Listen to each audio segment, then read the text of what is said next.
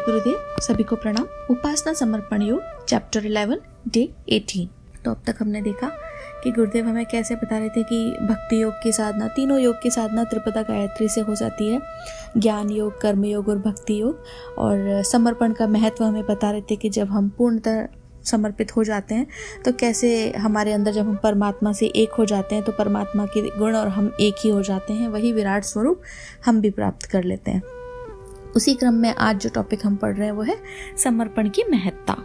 कामना, लालसा, वासना की संकीर्ण परिधि में ही सामान्यतः मानव मन का चिंतन घूमता रहता है। शास्त्रकारों ने इसे ही पुत्रेष्णा, वित्तेष्णा और लोकेष्णा कहकर इससे उबरने को कहा है। तो कितना सही है कि हम इसी में तो रहते हैं। जब ऐसी उम्र के अनुसार अलग अलग अवस्थाएं आती है तो लालसा होती है, कामना होती है या वासना होती है। इसी के अंदर जो हम सुर दुर्लभ मानव तन मिला है हमें, उसको लिए घूमते रहते हैं। यही है पुत्रेष्णा, वित्तेष्णा या लोकेष्णा। या तो हमें मान सम्मान मिल जाए, या हमें धन मिल जाए, या हमें संतान आदि मिल जाए। उम्र के अलग अलग पड़ाव पे बस हमारी यही इच्छाएं होती हैं। आत्मोत्कर्ष के मार्ग में यही प्रधान बाधाएं हैं और यही हमारी बाधाएं, क्योंकि जब तक हम इनमें उलझे हैं, संतान मिल जाए, हमारा बुढ़ापा सुधर जाए, धन मिल जाए ताकि हमारे पास में कोई दिक्कत ना आए, भौतिक सुख सुविधा मिल जाए या यश मिल जाए, जब हम इन्हीं में उलझे हैं तो आत्मा की उन्नति का कहाँ ध्यान देंगे? अंतर्मुखी कब होंगे? जब बाहर की ही चीजों में उलझे रहेंगे। तो आत्मा की आत्मोत्कर्ष में यही बाधाएं आती हैं। जन सामान्य में व्याप्त राग, द्वेष, कलह, कटुता इन्हीं में जकड़े रहने का परिणाम है। जब तक हम इस संकीर्णता से मुक्ति न मिले, मनुष्य जैसा देव दुर्लभ जीवन कौड़ियों के मोल बिकता है। होता है ना, इतने 84 लाख योनियों से निकल करके यहाँ तो आ गए, पर यहाँ आकर के भी राग द्वेष में, कलह कटुता में जकड़े हुए हैं। तो जो सुर दुर्लभ तन मिला उसको जो है फिर हम आए हैं और बस चले जाते हैं संसार से। उसको हम कोई जीवन में सदुपयोग कर ही नहीं पाते हैं और फिर आते हैं, फिर जीवन चक्र में आते हैं हम, पर जो मिला था उसे तो हमने व्यर्थ गवा दिया। इंद्रियों, आकर्षणों में फंसा हुआ जीवन प्रेय मार्ग कहा गया है। इसमें शाश्वत अपेक्षाओं और गंभीर आस्थाओं के प्रति अभिरुचि तो दूर, इस मन स्थिति का प्राणी उन्हें अस्वीकारने भी लगता है, जिससे सामाजिक जीवन में अशांति और अव्यवस्था का ही विकास होता है। इसके विपरीत एक और जीवन भी होता है जो उत्कृष्टता, आदर्शवादिता, चरित्र निष्ठा और समाज निष्ठा के प्रति समर्पित होता है। इसे श्रेय पथ कहते हैं। तो हमें दो तरह के पथ बताए। एक प्रेम मार्ग है जिसमें बस हम प्रेय मार्ग है जिसमें हम इंद्रिय आकर्षण में फंसे हैं, और एक श्रेय मार्ग है जिसके अंदर हम चरित्र निष्ठा, समाज निष्ठा, समाज के प्रति समर्पित हैं, आदर्शवादिता है, उत्कृष्टता है, तो श्रेय पथ है। इसमें इंद्रियों को संतुष्ट करने की हेय प्रवृत्ति का परित्याग होने से भावनाओं का, अंतःकरण का विकास होता है। जब हम श्रेय पथ पर होते हैं तो अपना विकास तो करते ही हैं, क्योंकि हमारे अंदर जब समाज के प्रति निष्ठा है, जब हमारे आदर्श ऊंचे हैं, जब हमारा चरित्र उत्कृष्ट है, तो फिर हमारे अंदर जो है हमारी भावना और अंतःकरण का विकास होता है। जीवन सत्ता मानवीय तथा दैवीय विभूतियों और क्षमताओं से विभूषित होती चली जाती है। प्रत्यक्ष में यह सौदा घाटे का हो सकता है, पर यही श्रेय समर्पित जीवन क्रमशः उत्कृष्टता और आत्मिक आनंद की श्रेणियों में उठता हुआ मनुष्य को उसके जीवन लक्ष्य परमात्मा तक पहुंचा देता है। तो जब हम इस रास्ते पर चलेंगे तो होता ना, हम अपने पंचकोशों की शुद्धि के लिए खाना भी सात्विक लेंगे, कम खाएंगे। हमारे जीवन में हमें ये नहीं लगेगा कि भौतिक संसार की वस्तुएं हैं तो बहुत ज़्यादा कपड़ों की ज़रूरत या दिखावे की ज़रूरत नहीं होगी। तो हो सकता है भौतिक संसार में ऐसा लगेगा, अरे ये क्या जीवन जी रहे हैं, आए थे, होता है ना कि खाने के लिए जी रहे हो या जीने के लिए खा रहे हो, या फिर क्या जिया तुमने, अच्छा घर नहीं है, गाड़ी नहीं है, घूमे फिरे नहीं, तो उनको घाटे का सौदा लग सकता है। पर जो इस चीज को समझते हैं, इस रास्ते पर चलते हैं, वो समझ पाते हैं कि जो श्रेय पथ होता है उसी के अंदर आत्मा को जो है आनंद मिलता है, आत्मा की उन्नति होती है, उसके जीवन लक्ष्य जो है उसको परमात्मा तक पहुंचा देता है।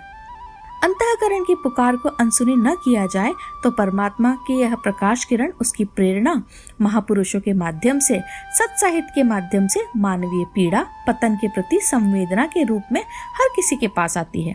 इसे स्वीकार कर समर्पित होकर जिया जा सके तो निसंदेह मनुष्य जीवन धन्य हो सकता है। तो कहते हैं सबको मिलता है, ऐसा नहीं है, कोई भेदभाव पक्षपात नहीं है। चाहे वो महापुरुषों के रूप में आए, चाहे सत साहित्य के रूप में हमारे पास आए, हर रूप में हमारे पास आती है, पर हम उसे अगर स्वीकारें नहीं, उसे समझे नहीं तो जीवन व्यर्थ है। और अगर हम इसे समझ लें और अगर इसे स्वीकार लें और अपना जीवन समर्पित कर दें तो मनुष्य जीवन धन्य हो सकता है। वट का बीज अत्यंत लघु और नगण्य सा होता है, पर समुचित खाद पानी पाकर वह विकसित होकर वृक्ष का रूप धारण कर लेता है और पशु पक्षियों को भोजन एवं आश्रय प्रदान करने से लेकर मनुष्य जाति की अनेक प्रकार से सेवा करता है। इसके विपरीत अपने आप में सीमित प्रकृति का नन्हा प्रतिनिधि किसी कीड़े मकोड़े को भले ही संतुष्टि प्रदान कर दे, पर उसमें अधिक की क्षमता उसमें नहीं होती है।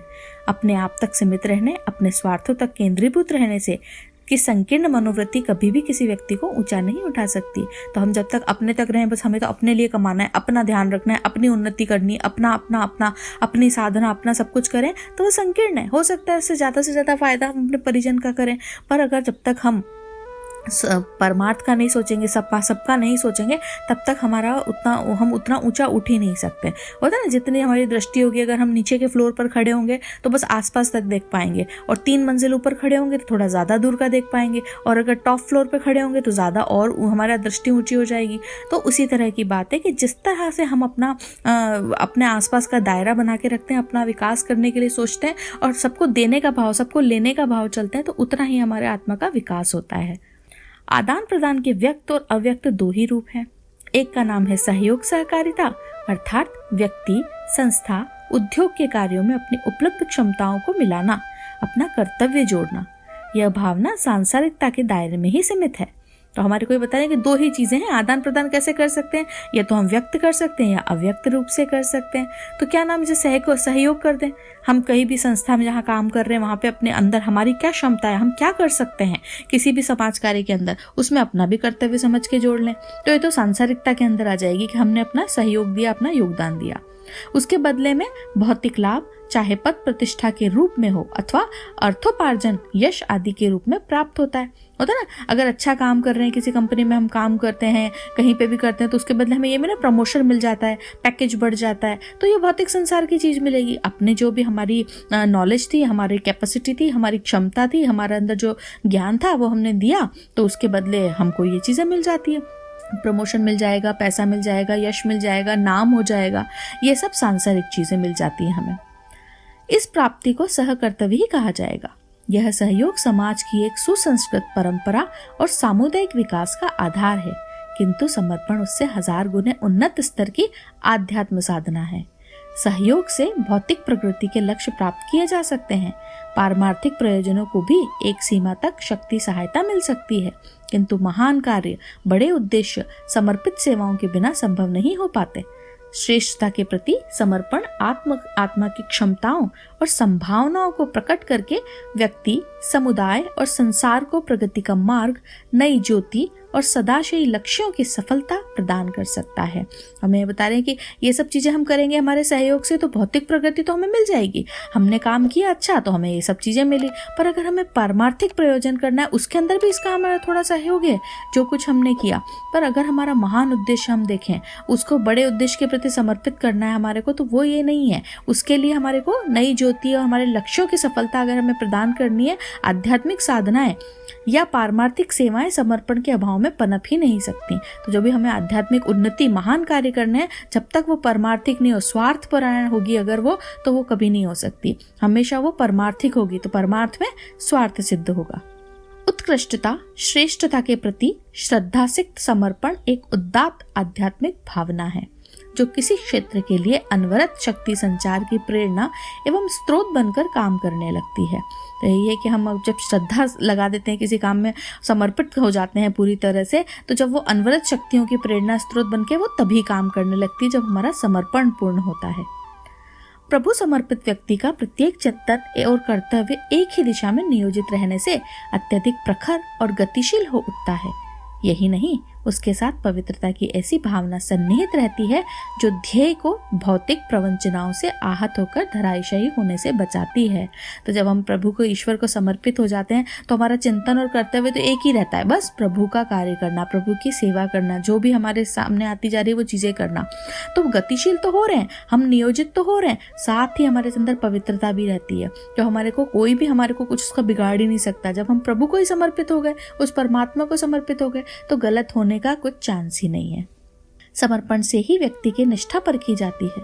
इसमें खरा उतरने पर ही उसका समर्पण सार्थक होता है। लोकनायक जयप्रकाश नारायण ने अपनी पुस्तक आत्मदानियों से में समर्पण की व्याख्या विवेचना करते हुए कहा है कि समर्पण का अर्थ है मन अपना, विचार इष्ट का, हृदय अपना, भावनाएं इष्ट की, आपा अपना किंतु समग्र रूप इष्ट का। कितनी गहरी बात है। एक एक शब्द में हम देखें, हम समर्पण की कई बार बात इतना सब कुछ जानने के बाद भी अगर न समझ पाए हों तो इतने साधारण शब्दों में इतनी गहराई से इस बात को हमें समझाया गया है कि यह देखें कि क्या है समर्पण। मन तो है हमारा पर उसमें विचार इष्ट के हैं, हमारा हृदय हमारा है पर भावनाएं हमारी उसके अंदर जो हृदय में है वो इष्ट की हैं। हमारा अपना सब कुछ क्या है, पूरी संपूर्ण इष्ट का हो गया। तो जब हमारे अंदर सब विचार भावनाएं इष्ट की हो गई तो हम इष्ट के ही हुए ना, हम उसी परमात्मा से मिलकर ही तो कार्य कर रहे हैं। फिर इस परिभाषा का अर्थ अपनी अहमता से पूरी तरह अवकाश पा लेना है। योग साधनाओं में सिद्धि के गुणों में यह स्थिति अनिवार्य मानी गई है। अतएव समर्पण को आत्मकल्याण की सर्वोपरि साधना के रूप में लिया जाना चाहिए। तो ये चीज़ें हैं कि हमें फिर बता रहे हैं कि हम कितना कुछ कर लें, पर अगर हमारे अंदर समर्पण नहीं आया तो कोई साधना सिद्ध नहीं हो सकती है। चाहे हम किसी भी कार्य में ले लें, घर संसार में ले लें, जैसे हमें गुरुदेव ने पहले भी बताया कि जब बीज अपने आप को पृथ्वी में समर्पित कर देता है पूरी तरह तो बड़ा वट वृक्ष बन जाता है और सबके काम आता है। जब पत्नी अपना सब कुछ समर्पित तन मन धन पति को करती है तो उसके सारे उसकी अधिकारिणी बन जाती है। तो ऐसे ही जब तक हम अपना आत्मकल्याण की बातें करते हैं पर अगर हमें समर्पण नहीं है, परमात्मा को पूर्ण समर्पण करेंगे तभी हम अपना और औरों का विकास कर सकते हैं। तो समर्पण बहुत जरूरी है। महाराष्ट्र के प्रख्यात संत जनार्दन पंत के चरणों में समर्पित होने के बाद 1 लाख लोग वरेण्य हो गए। मार्गरेट एलिजाबेथ नोबेल विवेकानंद के चरणों में अपना क्षुद्र अहंकार निवेदित करके ही निवेदिता बन सकी। भारतीय स्वतंत्रता संग्राम बिना किसी विशेष रक्तपात के जीता जा सका। उसमें जननेताओं की समर्पित भावनाओं को ही श्रेय जाता है। तब उसमें से किसी में भी न तो महत्वाकांक्षा थी, न पूर्वाग्रह तथा न सेवा के फल की कामना थी, न यश की। सरफरोशी की तमन्ना अर्थात सच्चे समर्पण की भावना का जहाँ उदय होगा वहीं उद्देश्य सार्थक होते चले जाएंगे। फिर हमें बता रहे हैं कि जब कोई कार्य किया अगर हम फल की इच्छा रखेंगे तो वो स्वार्थ हो गया वहाँ पे। पर जब हमारे स्वतंत्रता संग्राम की बात भी आ रहे हैं कि वहाँ पे भी क्या था कि जो भी कार्य कर रहे थे कार्यकर्ता वहाँ पे, जो भी हमारे देशभक्त थे उसमें जो लगे थे, उनके अंदर कोई महत्वाकांक्षा नहीं थी कि हमें पद प्रतिष्ठा मिले, कोई उनको सेवा के फल का नहीं था। उन्हें पता था कि अंत भी हो सकता है। सब लगे थे बिल्कुल अपनी जान पर खेलने के लिए। कोई यश नहीं था उनके अंदर कि हमें ये मिल जाए वो मिल जाए, बस सच्चा समर्पण था जिसने कि कम से कम मतलब जितना हो सकता था विशेष कोई रक्तपात के बिना और हमारा जो है हमने स्वतंत्रता पाई थी। समर्पण में आशाओं आकांक्षाओं के लिए कोई स्थान नहीं है। पारमार्थिक साधनाओं में या आत्मोपलब्धि में मोक्ष के लिए समर्पित होने के लिए संपूर्ण कामनाएं नष्ट करनी पड़ती हैं। मार्गदर्शक या ध्येय की प्रामाणिकता सिद्ध हो जाए तो फिर कर्तव्य में अवांछनीयता की गुंजाइश रहती ही नहीं है। तो हमारे को फिर गहराई से बता रहे हैं कि समर्पण में क्या होता है, इसमें कोई आशा आकांक्षा नहीं होती है। समर्पण तो समर्पण, बस समर्पित कर दिया हमने पूरा। आग में जब वो ईंधन के अंदर वो लकड़ी चली गई तो बस वो उसकी हो गई। वो ये नहीं देखा कि मैं जल जाऊंगी, मेरा अस्तित्व खत्म हो जाएगा, नहीं। नदी नाले जो थे वो गंगा में मिल गए, तब ये नहीं था कि हमारा अस्तित्व खत्म होगा, वो भी गंगा हो गए। तो उसी तरह समर्पण पूर्ण होता है, उसके अंदर कोई चीज पाने की इच्छा नहीं होती, कोई आकांक्षा इच्छा नहीं होती है। और जब ऐसा होता है तभी मोक्ष की प्राप्ति होती है, तभी संपूर्ण कामना नष्ट होती है, तो ही जो है हमारा ध्येय पूरा होता है। अंतःकरण में न कोई छल है न छद्म। अपनी बौद्धिक क्षमता, सक्रियता, प्रगति अब ध्येय के प्रति अर्पित हो, यही सच्ची साधना है। तो हमारे अंतःकरण में कोई छल कपट नहीं है, वो शुद्ध बुद्ध है। उसके अंदर बस यही है कि अपने ध्येय के प्रति समर्पित होना है कि हम क्या आए हैं। अपनी सच्ची साधना क्या है? आत्मोन्नति। और उसके लिए बस हमें क्या करना है? भक्ति करनी है, प्रेम करना है, समर्पण करना है। यह सौभाग्य जिन प्रयोजनों के लिए मिल जाते हैं, चाहे वह सांसारिक हो या आध्यात्मिक, उनकी सफलता की आधी मंजिल तत्काल पूर्ण हो जाती है। कहते हैं ना, जब समर्पण किया, जब एक बार कोई प्रॉब्लम है, कोई हमें कोई बीमारी अगर हो रही है और वो डायग्नोज हो जाए कि ये बीमारी है, तो आधा इलाज हो गया, कि पकड़ आ गया कि क्या प्रॉब्लम है। ऐसे ही कोई भी चीज़ हमें प्रॉब्लम है, अगर उसका सोल्यूशन मिल जाए, सिर्फ हमने किया नहीं उपाय अभी, पर आधी प्रॉब्लम सॉल्व। तो ये उसी तरह से है यहाँ पे कि जब हमारे अंदर वो आधी सफलता तभी हो जाती है जब हमारे अंदर वो सांसारिक या आध्यात्मिक जो भी सफलता की आधी मंजिल उसको पूरी मान ली जाती है, जब ऐसे प्रयोजन का हमें रास्ता मिल जाता है। साथ ही उस समर्पित आत्मा को ईश्वर सानिध्य का एक ऐसा दिव्य लाभ इसी साधना से मिल जाता है जिसके लिए योगाभ्यास और जन्म जन्मांतरों की कठिन और लंबी साधना पूरी करनी पड़ती है। सत्प्रवृत्तियों, उच्च आदर्शों को समर्पित जीवन का अर्थ है परमात्मा को समर्पित जीवन। ऐसे साधक के लिए भगवान कृष्ण ने गीता में कहा है, तू अपना मन और बुद्धि मेरे ईश्वरीय प्रयोजनों की पूर्ति में लगा, इस तरह तू मेरे में ही निवास करेगा, मेरे को ही प्राप्त होगा, इसमें कुछ संशय नहीं। सच्चे समर्पण का यही फलश्रुति है। कितने अलग अलग माध्यम से गुरुदेव ने हमें बताया पूरे चैप्टर में कि हमें किस तरह से भक्ति योग की साधना करनी है, कैसे प्रेम की साधना करनी है, गौड़ी भक्ति से पराभक्ति कैसे जाना है, कैसे बाल्यावस्था ज्ञान मार्ग से शुरू होकर तरुणावस्था में कर्म योग और फिर हमारी अंतिम अवस्था ज्ञान भक्ति अवस्था आती है जहाँ पे सिर्फ प्रेम है। हम कुछ करें न करें साकार रूप में, पर अगर हम हमारे अंदर प्रेम का विस्तार हो रहा है तो वही है, प्रेम की भाषा भी वही है जो भक्ति की है और वही हमें ईश्वर तक पहुँचाती है। और पूरे समर्पण जो है अगर हम उसमें कर दें तो फिर हम वो शुद्ध बुद्ध जो हमारे अंदर का है, अंतःकरण हमारा, वो निखर के सामने आता है और फिर हम परमात्मा सत्ता में हमारा विराट रूप मिल जाता है। फिर हम और वो एक हो जाते हैं, हमारा उद्देश्य एक हो जाता है, फिर हमें कुछ नहीं सोचना पड़ता। जैसा कि कृष्ण ने भी गीता में यही कहा कि बस तू अपने मन बुद्धि मेरे में लगा दे, कुछ अपना मत सोच। जब तू मेरे में ही लगा देगा तो फिर तू मेरा, फिर तेरे को कुछ और पाना ही नहीं है, उसमें कुछ संशय ही नहीं रहेगा। तो यही पूर्ण समर्पण है। तो हम अपने जीवन में पूर्ण समर्पण को लाने का पूरा प्रयास करें कि हमारे जीवन में भी वो समर्पण उतरे, हमारे अंदर भी वो श्रद्धा भावना विकसित हो, हमारे आसपास के अंदर फिर हम स्वार्थपरायण नहीं रहें कि सिर्फ हमारी साधना, हमारी उन्नति या हमारे परिवार, हमारे पति, बच्चों, माता पिता तक, हम सबके लिए वही एक भाव रखें। तो हमारा समर्पण जो है हम प्रयास करें कि वो संपूर्ण हो, और बस समर्पण संपूर्ण होगा तो उसके बाद में फिर हमें कुछ और किसी बड़ी लंबी चौड़ी साधना ज्ञान उसकी ज़रूरत नहीं, सब कुछ स्वतः होता चला जाएगा। तो इसी के साथ इतने खूबसूरत शब्दों के साथ गुरुदेव ने हमें इतनी गहराई इस आसान शब्दों में कि हम उसको जीवन में उतार सकें, इस तरह की साधना बताई हमें, इस तरह के ज्ञान हमें दिया। तो उस परम चेतना को हम धन्यवाद करते हैं।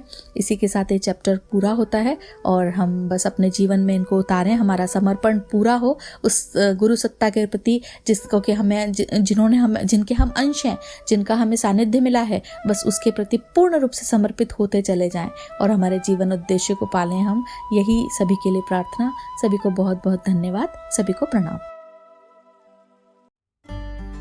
हमारे YouTube चैनल को सब्सक्राइब करें और बेल आइकन को दबाकर ऑल पर क्लिक करें ताकि नोटिफिकेशंस आपको मिलती रहें।